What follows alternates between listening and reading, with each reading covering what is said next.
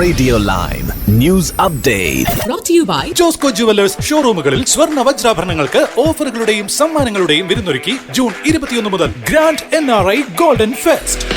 നമസ്കാരം, lime news അപ്ഡേറ്റ്സിലേക്ക് സ്വാഗതം. വാർത്തകളുമായി ഞാൻ നിപിൻ. യുകെയിലും തീവ്ര വലതുപക്ഷ തരംഗം പിടിച്ചടക്കുകയാണോ? ലോകമെങ്ങും നടക്കുന്ന തീവ്ര വലത് പോപ്പുലിസ്റ്റ് തരംഗത്തിന്റെ ഭാഗമാകുവാൻ യുകെയും തയ്യാറെടുക്കുന്നു എന്ന സൂചന നൽകുന്നതാണ് YouGov നടത്തിയ ഒരു അഭിപ്രായ സർവേയുടെ ഫലം. 2025 ജൂൺ 26 പുറത്തിറങ്ങിയ ഈ പോൾ കാണിക്കുന്നത് ഇപ്പോൾ ഒരു പൊതു തെരഞ്ഞെടുപ്പ് നടന്നാൽ തീവ്ര വലതുപക്ഷ ദേശീയവാദി കക്ഷിയായിട്ടുള്ള റീഫോം UK പാർട്ടി ബ്രിട്ടനിലെ ഏറ്റവും വലിയ രാഷ്ട്രീയ പാർട്ടിയായി മാറുമെന്നാണ്. ഹൗസ് ഓഫ് കോമൺസിലെ 650 സീറ്റുകളിൽ 271 സീറ്റുകളും നേടി വമ്പിച്ച മുന്നേറ്റം നടത്തുമെന്ന് YouGov പോൾ പറയുന്നു.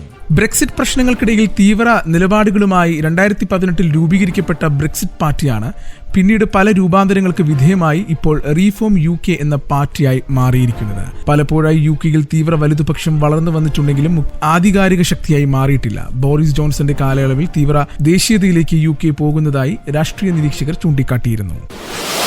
വിദേശ തൊഴിലാളികൾ UK വിടുകയാണോ അതോ വിസ കാലഹരണപ്പെട്ടതിനു ശേഷം നിയമവിരുദ്ധമായി ജോലിക്കായി താമസിക്കുകയാണോ എന്ന് ഹോം ഓഫീസിന് അറിയില്ലെന്ന് MPമാരുടെ കോസ് പാർട്ടി കമ്മിറ്റി കണ്ടെത്തി. 2020 കൺസർവേറ്റീവുകൾക്ക് സ്കിൽഡ് വർക്കർ വിസ റൂട്ട് അവതരിപ്പിച്ച ശേഷം എക്സിറ്റ് ചെക്കുകൾ വിശകലനം ചെയ്യുന്നതിൽ ഹോം ഓഫീസ് പരാജയപ്പെട്ടുവെന്ന് സർക്കാർ ചെലവുകൾ പരിശോധിക്കുന്ന പബ്ലിക് അക്കൌണ്ട്സ് കമ്മിറ്റിയാണ് കണ്ടെത്തിയത്. അനധികൃത കുടിയേറ്റക്കാരെ നിരീക്ഷിക്കുന്നതിന് ഹോം ഓഫീസിന് അടുത്ത വീഴ്ച പറ്റിയെന്നാണ് പുറത്തുവരുന്ന റിപ്പോർട്ടുകൾ സൂചിപ്പിക്കുന്നത്.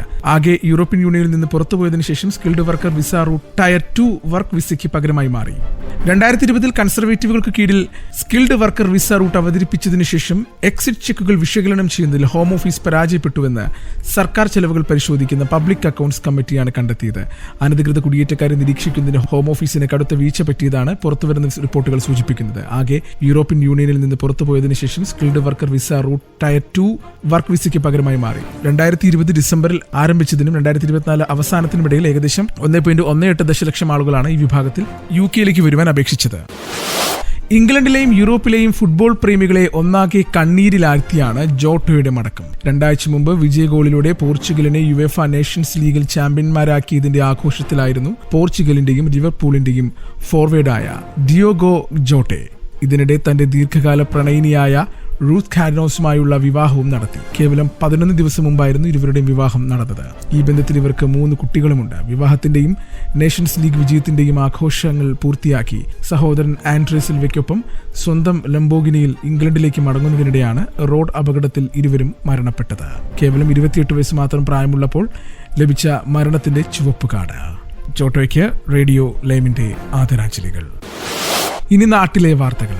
കോട്ടയം മെഡിക്കൽ കോളേജിലുണ്ടായതുപോലുള്ള ദൗർഭാഗ്യകരവും വേദനാജനകവുമായ അപകടങ്ങൾ ആവർത്തിക്കുവാതിരിക്കാനുള്ള എല്ലാ മുൻകരുതലുകളും സർക്കാർ ശക്തിപ്പെടുത്തുന്നുവെന്ന് മുഖ്യമന്ത്രി പിണറായി വിജയൻ. മരണപ്പെട്ട ബിന്ദുവിന്റെ കുടുംബാംഗങ്ങൾക്ക് ഉചിതമായ സഹായം നൽകും. അവരുടെ ദുഃഖത്തിൽ പങ്കുചേരുന്നു. സർക്കാരിന്റെ സഹായങ്ങളും പിന്തുണയും അവർക്കുണ്ടാകും. ആരോഗ്യമേഖലയെ കൂടുതൽ കരുത്തോടെ സർക്കാർ മുന്നോട്ട് കൊണ്ടുപോകുമെന്ന് മുഖ്യമന്ത്രി പറഞ്ഞു. കോട്ടയം മെഡിക്കൽ കോളേജിൽ ചികിത്സയിലുള്ള മകൾക്ക് കൂട്ടിരിക്കാനെത്തിയപ്പോഴാണ് കെട്ടിടം തകർന്നു വീണ് ബിന്ദു മരിച്ചത്.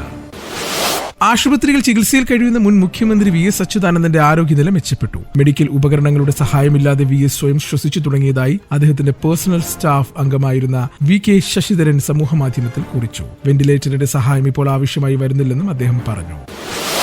ലൈംഗിക പീഡന കേസിൽ സംവിധായകൻ രഞ്ജിത്തിന് ആശ്വാസം. പീഡിപ്പിച്ചെന്ന യുവാവിന്റെ പരാതിയിൽ രഞ്ജിത്തിനെതിരായ കേസ് കർണാടക ഹൈക്കോടതി റദ്ദാക്കി. കേസ് റദ്ദാക്കണമെന്നാവശ്യപ്പെട്ട് രഞ്ജിത്ത് നൽകിയ ഹർജിയിലാണ് ഉത്തരവ്. കോഴിക്കോട് സ്വദേശിയായ യുവാവാണ് പരാതി നൽകിയിരുന്നത്. സംഭവം നടന്ന് 12 വർഷത്തിനു ശേഷമാണ് യുവാവ് പരാതി നൽകിയത്. എന്നാൽ പരാതിയിലെ പല ആരോപണങ്ങളിലും വ്യക്തതയില്ലെന്നും യുവാവ് പരാതി നൽകുവാൻ വൈകിയത് സംശയാസ്പദമാണെന്നും ചൂണ്ടിക്കാട്ടിയാണ് കോടതിയുടെ ഉത്തരവ്. ഇനി കായിക വാർത്തകൾ. ഇംഗ്ലണ്ടിനെതിരായ 2ാം ക്രിക്കറ്റ് ടെസ്റ്റിൽ ഇന്ത്യൻ താരം രവീന്ദ്ര ജഡേജ ഇടയ്ക്കിടെ മത്സരം തടസ്സപ്പെടുത്തുന്നുവെന്ന ആരോപണവുമായി മുൻ ഇംഗ്ലണ്ട് താരവും കമന്റേറ്ററുമായ ഡേവിഡ് ലോയ്ഡ്സ് ഒരു ഇംഗ്ലീഷ് ദിനപത്രത്തിൽ എഴുതിയ കോളത്തിലാണ് ജഡേജ ഇടയ്ക്കിടെ അനാവശ്യമായി മത്സരം തടസ്സപ്പെടുത്തുന്നുവെന്ന് ലോയ്ഡ്സ് ആരോപിച്ചത്. എല്ലാവരും വൻ തുക മുടക്കി കളി കാണാൻ വരുന്നത് ഈ കോപ്രായങ്ങൾ കാണാനല്ലെന്നും ലോയ്ഡ് തുറന്നടിച്ചു. ബാറ്റിംഗിനിടെ ജഡേജ പിച്ചിന് കേടുപാട് വരുത്തുവാൻ ശ്രമിക്കുന്നതായി English captain Ben Stokes, pace bowler Chris Woakes എന്നിവരും ആരോപിച്ചിരുന്നു. മത്സരത്തിൽ 7ാമനായി ക്രീസിലെത്തിയ ജഡേജ 137 പന്തിൽ 10 ഫോറും 1 സിക്സും സഹിതം 89 റൺസെടുത്താണ് പുറത്തായത്. ഇന്നത്തെ പൗണ്ട് വിനിമയ നിരക്ക് 116.55 രൂപ. ഇതോടുകൂടി വാർത്തകൾ കഴിഞ്ഞു. കൂടുതൽ വാർത്തകൾ അടുത്ത ബുള്ളറ്റിൽ.